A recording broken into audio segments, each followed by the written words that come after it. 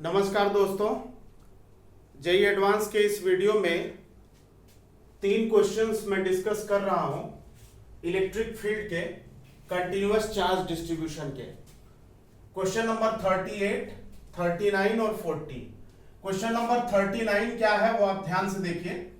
A uniformly charged non conducting sphere has charge density rho and radius capital R. ये sphere है, non conducting uniformly charged sphere है, इसका radius capital R है और इसकी charge density रो है।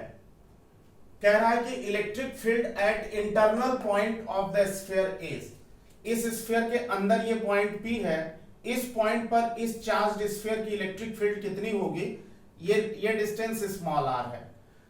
ये 4 ऑप्शंस दिए हुए हैं, तो आप इस पॉइंट की डिस्टेंस अगर स्मॉल r मान लेते हो और रेडियस कैपिटल r है स्फीयर का, स्फीयर पे चार्ज कैपिटल Q है और चार्ज डेंसिटी रो है। यहां से एक सर्कल यहां से अगर ड्रॉ करते हो, एक इमेजिनरी स्फीयर यहां से ड्रॉ करते हो इस पॉइंट से, तो इस स्फीयर पर जो चार्ज है वो स्मॉल q है। इस स्फीयर के अंदर जो चार्ज है वो स्मॉल q है। स्मॉल q की वैल्यू पहले हमें निकालनी पड़ेगी।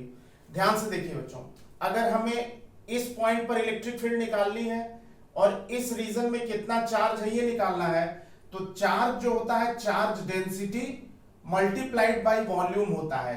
चार्ज डेंसिटी का फॉर्मूला Q बाई V होता है। Q बाई V होता है तो Q हो जाएगा रो इंटू V।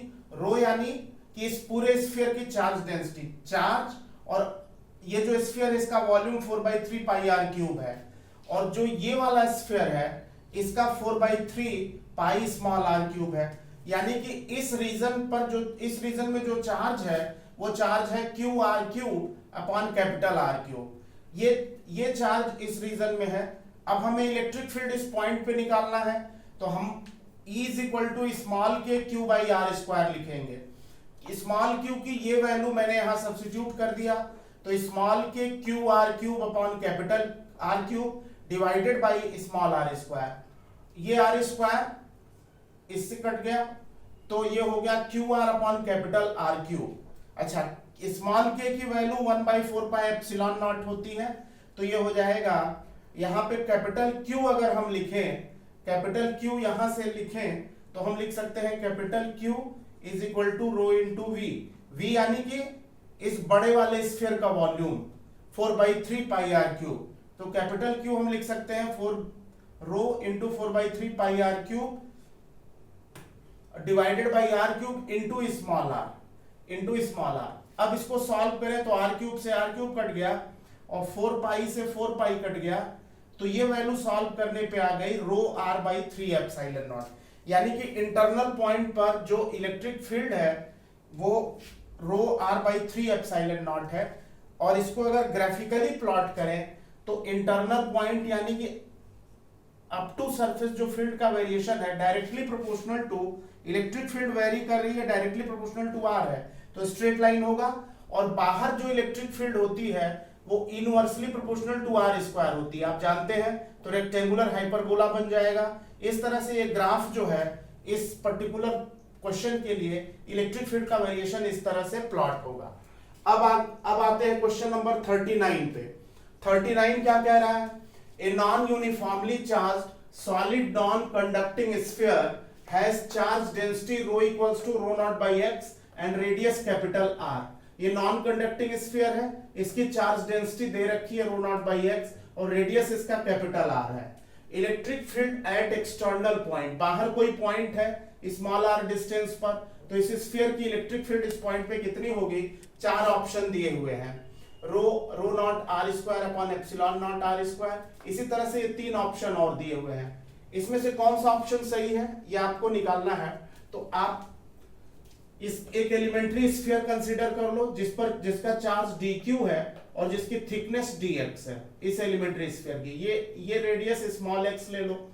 तो अब आप लिख सकते हो rho is equal to dq by dv, यानी dq is equal to rho dv, dq is equal to rho dv। dv इस एलिमेंट्री वॉल्यूम को लेंगे, ये जो स्फीयर है, स्फेरिकल शेल है, इसका वॉल्यूम होगा 4 pi x square dx। 4 pi x square इसकी सरफेस एरिया इंटू dx इसकी थिकनेस, तो ये हो जाएगा rho multiplied by 4 pi x square dx। अब रो की value rho not by x यहां सब्स्टिट्यूट कर देंगे, x से एक्स स्क्वायर कैंसिल हो गया, तो ये आ गया 4 pi rho not x dx, ये वैल्यू dq की आ गई। अब अगर इस एलिमेंट पे चार्ज dq आ गया, तो हमें इस स्फीयर पे कितना चार्ज है अगर ये निकालना है, तो q इज इक्वल टू इसका इंटीग्रेशन लेना पड़ेगा, इसका integration dq 4 pi rho naught integration x dx, और लिमिट हो जाएगी 0 से लेके r तक, 0 से लेकर के r तक होगी, तो टोटल चार्ज आ जाएगा इस स्फीयर पे x का इंटीग्रेशन x स्क्वायर बाई 2 है, लोअर लिमिट अपर लिमिट रखा माइनस लोअर लिमिट रखा, सॉल्व करने के बाद ये value 2 pi rho naught r square आ गई।